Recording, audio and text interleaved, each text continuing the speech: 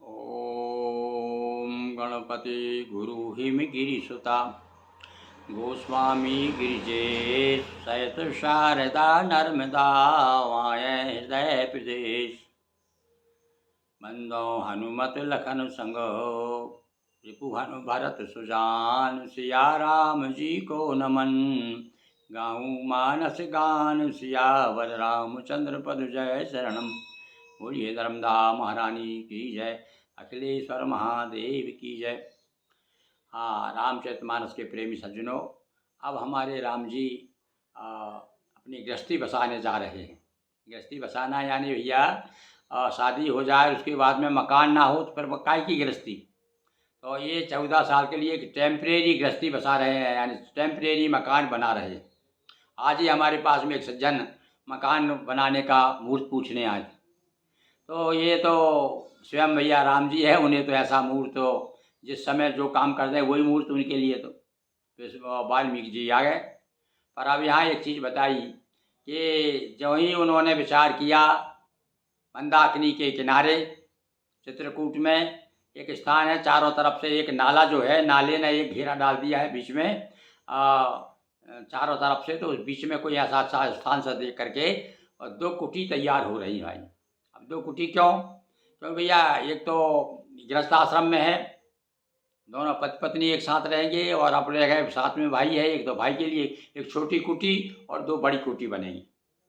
और यहाँ पर देखिए गोस्वामी जी कहते हैं कि ये कुटी कौन ने बनाई? ये कोलभील ने नहीं बनाई है। तो बोले देवता आ गए, उनको पता चला कि अब यहाँ रुकने वाले हैं राम जी। तो अब देवताओं का षड्यंत्र है, तो मदद कौन कर रहा है भाई? तो मदद वही करेंगे ना। तो सारे देवता लोग जो हैं कोलभील बन के आ गए और आकर के यहाँ पर कुटी बनाएंगे। अब यहाँ पर एक उन्होंने चित्र खींचा है, काय का चित्र खींचा है कि जंगल में शिकारी हुआ करता है, और जब शिकारी होता है तो शिकार करता है। तो चित्रकूट को शिकारी बनाया उन्होंने। कौन ने? गोस्वामी जी ने। और शिकारी बनाने के बाद में कहा कि नदी क्या है? नदी डोरी है। नदी जो देखो आप, वो एक धनुष होता है?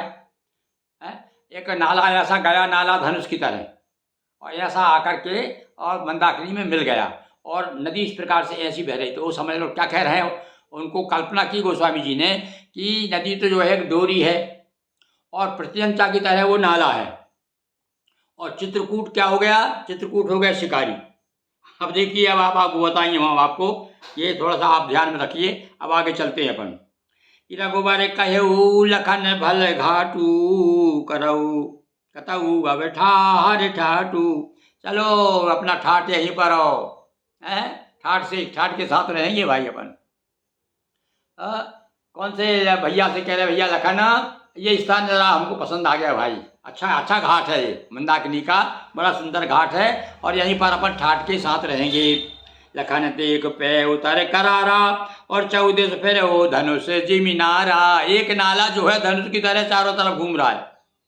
उतरे घाटी पे, घाट पे उतर के लक्ष्मण जी ने जो देखा, तो नदी पनच सर समेत मैदानाम सकल धनुष कलिसा उतनाना चित्रकूट जनु अचल हेरी चुके न घात मार मुठ बेरी। और भैया जैसा मैंने अभी बताया उस प्रकार से उन्होंने एक रूपक तैयार किया है। ये रूपक में और उपमा में तो बड़े सिद्धस्त हैं हमारे गोस्वामी जी। ये साहित्य की दृष्टि से देखो आप, तो साहित्यिक क्षेत्र में भी मानस के टक्कर का कोई काव्य ग्रंथ नहीं है। क्या कह रहे हैं देखो, अब आप कहाँ कहाँ कल्पना, कहाँ कविताएं आ गई उनकी, उनका साहित्य कहाँ आ गया, अलंकार कहाँ आ गए। तो कह रहे हैं वो जो नाला जो है, एक नाला धनुष हो गया, डोरी हो गई ही कौन? नदी बह रही नदी, और उसमें चित्रकूट जो है शिकारी है, और वो जो धनुष बाण चलाता, प्रत्यंच चलाता। तो समदम दान, ये डोरी और सम और दमदान बाण है। अब बाण क्या? चित्रकूट के पास बाण कौन से होंगे? तो बोले जो है शम, शमन यानी समन, अपने आप को समन करना, दम यानी दमन करना, सद इंद्रियों को दमन करना है। तो इस प्रकार से जो भी सम दम, जो भी सदवृत्ति वाले, जो सदवृत्ति की ओर ले जाने वाले जो नियम हैं, वही नियम जो है उनके बाण हैं। कलियुग के समस्त पाप हिंसक पशु। और बता देगा वो, अब बाण चलाएगा चित्रकूट तो किस पर चलाएगा? तो भाई बाण चलाने के लिए ना, तो वो हर किसी को थोड़े मारेंगे। तो किनको मारेंगे? तो बोले हिंसक पशु कौन है? तो बोले कलयुग के जितने पाप हैं। तो कहने का अर्थ हुआ कि जो चित्रकूट में रहेगा उसके सारे पाप दूर हो जाएंगे।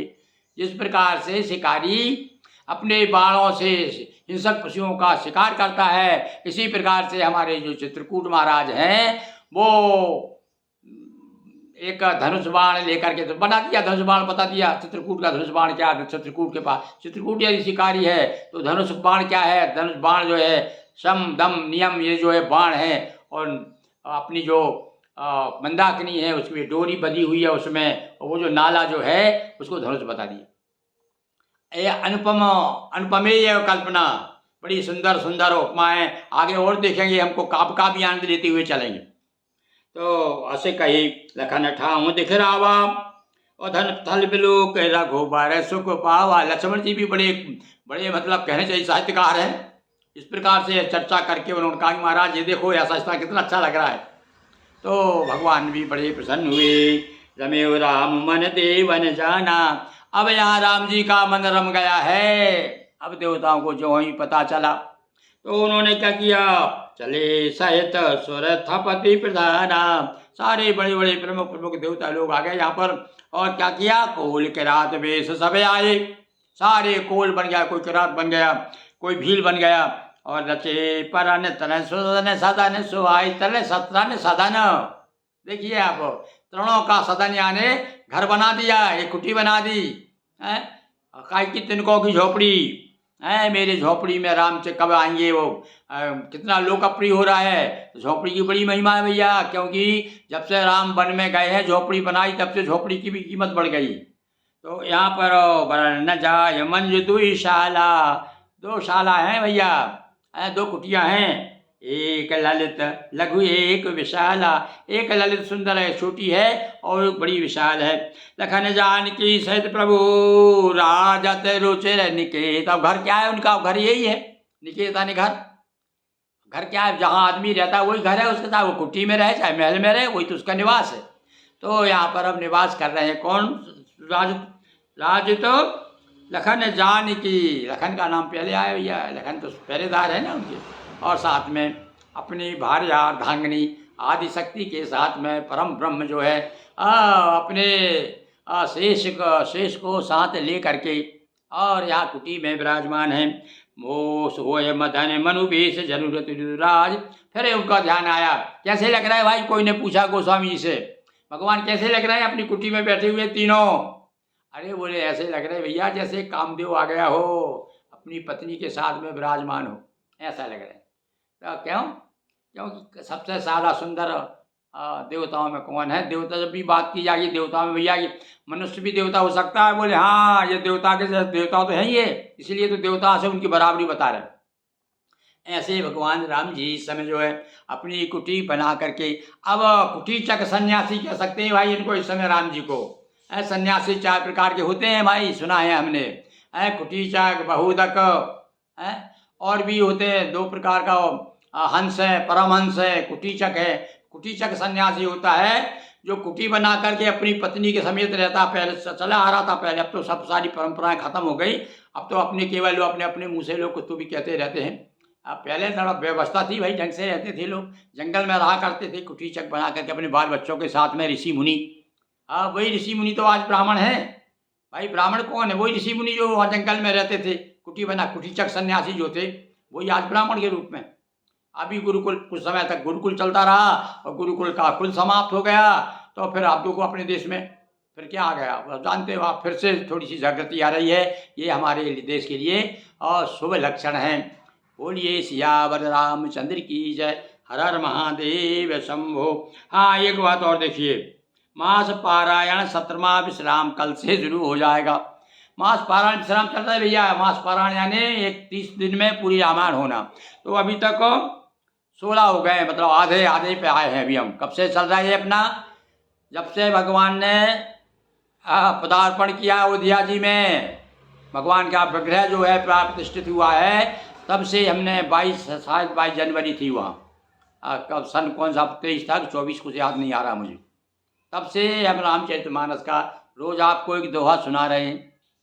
तो आज बड़ा हमको भी बड़ा आनंद आ रहा है, और जो जो सुनेंगे उनको भी आनंद प्राप्त होगा, निश्चित हमारा विश्वास है क्योंकि यही मैं रघुपति नाम उदारा, ये भगवान का नाम किसी न किसी भाव से हम भगवान का नाम ले रहे हैं। बोलिए सियावर रामचंद्र की जय। हर हर महादेव शंभो।